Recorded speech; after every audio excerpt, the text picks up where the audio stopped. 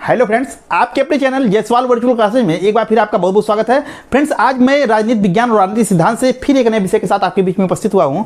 और आज की इस वीडियो में फ्रेंड्स हम लोग जानने वाले हैं कर्तव्य के विषय में कि कर्तव्य क्या होते हैं, कर्तव्य कितने प्रकार के होते हैं और अधिकार और कर्तव्य में क्या संबंध है। तो फ्रेंड्स, इन समस्त बिंदुओं पर आज की इस वीडियो में हम लोग चर्चा करने वाले हैं। बस वीडियो में आप हमारे साथ लास्ट तक बने रहेगा।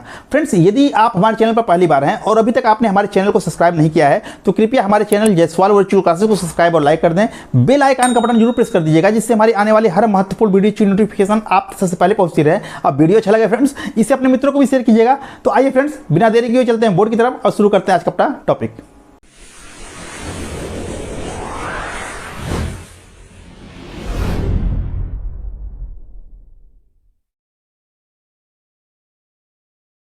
तो फ्रेंड्स, आज की इस वीडियो में हम लोग जानने वाले हैं कर्तव्यों के बारे में। पिछला वीडियो जो हमारा आया था वो अधिकार से था। अधिकार क्या होते हैं, उसका अर्थ परिभाषा क्या है, उसके प्रकार क्या हैं, उसकी विशेषताएं क्या हैं, इन समस्त बिंदुओं पर पिछले वीडियो में हम लोगों ने चर्चा कर लिया था। यदि आपने उसकी वीडियो को नहीं देखा है तो नीचे डिस्क्रिप्शन में लिंक दी गई है, आप उसको देख लीजिएगा, ठीक है। क्योंकि यह वीडियो जो है वो कर्तव्य का है। कर्तव्य के प्रकार हम इसमें जानेंगे और अधिकार और कर्तव्य में क्या संबंध है इसको जानेंगे। तो इसको जानने के लिए अधिकार कर्तव्य में संबंध, अधिकार को आपको जानना चाहिए। तो उस वीडियो को आप अच्छे से देख लीजिएगा। देखिए फ्रेंड्स, कर्तव्य क्या है। पिछले वीडियो में अधिकारों की चर्चा हुई थी, इस वीडियो में हम लोग कर्तव्य जानेंगे। कर्तव्य क्या है, तो अधिकारों के बदले लिखा है कि राज्य या समाज जिन कार्यों की आशा करता है उन्हें हम कर्तव्य कहते हैं। यानी कि समाज जो आपको अधिकार देता है तो वो आपसे अपेक्षा करता है कि आप कुछ दायित्वों का निर्वहन करें। उन दायित्वों को ही हम कर्तव्य कहते हैं। मनुष्य को अनेक प्रकार के अधिकार मिले होते हैं और उन अधिकारों के बदले में उसे जिन दायित्वों का निर्वहन करना पड़ता है उसी को हम कर्तव्य कहते हैं। आपको केवल अधिकार नहीं मिले होते हैं, उसके साथ साथ आपको कुछ कर्तव्य बनता है, क्योंकि अधिकार आपके तभी सुरक्षित रहेंगे जब आप कर्तव्यों का पालन करोगे। तो आगे जब अधिकार और कर्तव्य का संबंध पढ़ाया जाएगा तब आपको समझ में आएगा कि अधिकार के साथ साथ कर्तव्य किस तरह से जुड़े हुए हैं और अधिकार के बदले हमें कर्तव्य कैसे मिले होते हैं, ठीक है। तो अभी आप देखिए, अधिकारों के बदले राज्य या समाज जिन कार्यों की हमसे उम्मीद करता है, जिन कार्यों की आशा करता है, उसे ही हम कर्तव्य कहते हैं। या हम ऐसे कह सकते हैं कि अधिकारों के बदले में जिन दायित्वों को हमको निर्वहन करना पड़ता है उसको हम कर्तव्य कहते हैं, ठीक है। अब देखिए, कर्तव्यों का वर्गीकरण, जिस तरह से अधिकारों को बांटा गया था उसी तरह कर्तव्यों को भी हम दो भागों में बांटते हैं। एक है नैतिक कर्तव्य और दूसरा है कानूनी कर्तव्य। नैतिक कर्तव्य परिभाषा वही रहेगी, जैसे नैतिक अधिकार था उसी तरह से नैतिक कर्तव्य भी होगा, जैसे कानूनी अधिकार था उसी तरह से कानूनी कर्तव्य भी होगा। नैतिक अधिकार में आपको बताया गया था कि ऐसे अधिकार जिसके उल्लंघन पर हमको दंड नहीं मिलता है, वही चीज यहां रहेगी। नैतिक कर्तव्य व्यक्ति के वे कर्तव्य होते हैं जिसके उल्लंघन पर उसको दंड नहीं मिलता है, उसे हम नैतिक कर्तव्य कहेंगे। इसका संबंध व्यक्ति की नैतिक अंतरात्मा से होती है। उसकी इच्छा कहे तो करे, न इच्छा कहे तो न करे। कानूनी कर्तव्य वे कर्तव्य होते हैं जिसके उल्लंघन पर हमें दंड मिलता है। यदि हम इन कर्तव्यों का पालन नहीं करेंगे तो हमको सरकार की तरफ से दंड मिल सकता है। ये इसलिए इसको कानूनी कर्तव्य कहा गया है, इसको पालन सबको करना पड़ेगा।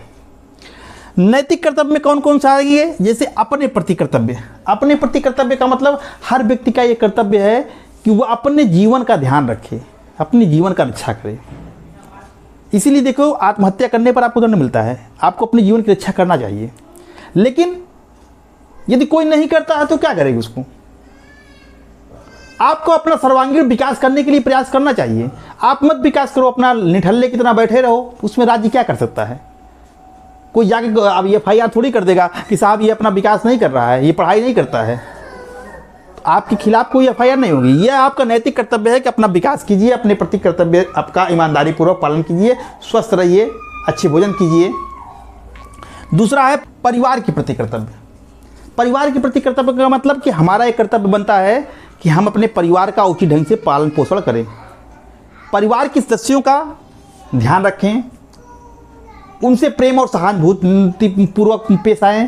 तो ये हमारा कर्तव्य है। अब कोई व्यक्ति अपने परिवार का पालन पोषण उचित ढंग से नहीं कर पा रहा है, नहीं कर रहा है तो उसके खिलाफ एफआईआर नहीं हो जाएगी। ये उसका नैतिक कर्तव्य है। ठीक है फ्रेंड्स, इस तरह से ग्राम, प्रदेश, राज्य के प्रति हमारा कर्तव्य है कि हमें अपने गांव से प्रेम करना चाहिए, अपने गांव के विकास के लिए प्रयास करना चाहिए, अपने प्रदेश के विकास के लिए प्रयास करना चाहिए, उसकी प्रेम करना चाहिए, देश से प्रेम करना चाहिए। तो ये हमारा उनके प्रति कर्तव्य है, ये हमारा नैतिक कर्तव्य है कि हमको ऐसा करना चाहिए। लेकिन अगर कोई नहीं करता है, अपने गांव से प्रेम नहीं करता है, अपने गांव के विकास के लिए प्रयास नहीं करता है, तो क्या उसके खिलाफ कोई एफआईआर नहीं हो जाएगा? क्योंकि ये नैतिक है, इसके उल्लंघन पे हमको दंड नहीं मिलता है। अगला है समाज के प्रति कर्तव्य। हमारे समाज के भी प्रति कर्तव्य है कि समाज में जो दीन दुखी हैं हमको उनकी सहायता करनी चाहिए, हमें जो मजबूर हैं उनकी सहायता करनी चाहिए, भिखारियों को भिक्षा देनी चाहिए। तो ये हमारी जो है समाज के प्रति कर्तव्य है कि समाज में जो हम ऐसे लोग हैं जिनको सहायता की ज़रूरत है, उन्हें हमें सहायता हमको उनकी करनी चाहिए। ये हमारा नैतिक कर्तव्य में आता है। मानवता के प्रति कर्तव्य है कि हमें पूरे विश्व में शांति व्यवस्था बनाए रखने का प्रयास करना चाहिए, हमें देश में शांति व्यवस्था बनाए रखने का प्रयास करना चाहिए, मनुष्य के कल्याण के लिए कार्य करना चाहिए। ये हमारे जो है किसमें आते हैं? नैतिक कर्तव्य में आते हैं। अगला है कानूनी कर्तव्य। अब देखिए ये इंपॉर्टेंट है। कानूनी कर्तव्य वे कर्तव्य होते हैं जिसके उल्लंघन पर हमको दंड मिलता है, जैसे कानूनों का पालन करना, ये हमारा कर्तव्य है। जो कानून है उनका हमको पालन करना चाहिए, ये हमारा कानूनी कर्तव्य। अगर नहीं करोगे आप तो दंड मिलेगा आपको। आपको टैक्स का भुगतान करना चाहिए, करों का। आप इनकम करते हो, इनकम टैक्स का भुगतान करते हैं, जब जो भी है टैक्स लगते हैं आपके ऊपर, उनको आपको करों का भुगतान करना चाहिए, ये आपका कर्तव्य है। यदि नहीं करोगे तो आपको इनकम टैक्स की तरफ से नोटिस आ जाएगा, ये आपका कर्तव्य है। राष्ट्रीय संपत्ति की रक्षा करना, जितने भी राष्ट्रीय संपत्ति है, जो सामाजिक संपत्ति, सार्वजनिक संपत्ति है, रेल है, हवाई जहाज है, सड़क है, सरकारी बसें हैं, सरकारी भवन हैं, इमारतें हैं, इन सब को हमको सुरक्षा करनी चाहिए, संपत्ति की रक्षा करनी चाहिए, कभी इनकी तोड़फोड़ नहीं करनी चाहिए। अगर इनका तोड़फोड़ कर रहे हैं, सार्वजनिक संपत्ति को नुकसान पहुंचा रहे हैं, तो आप दंडनीय अपराध कर रहे हैं, आपको ये इस अपराध के लिए दंड भी मिल सकता है। तो आपका कर्तव्य है कि आपको राष्ट्रीय संपत्ति की रक्षा करनी चाहिए। पर्यावरण की रक्षा करना भी आपका कर्तव्य है।